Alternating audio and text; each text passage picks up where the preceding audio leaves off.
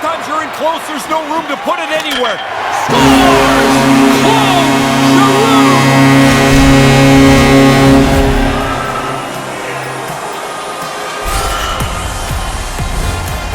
When you get into this position, that puck's got to be off your stick in a hurry.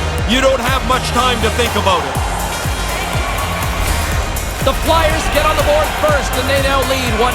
That's good execution from them, James. After a pretty tight first half of the period, now they can play from in front.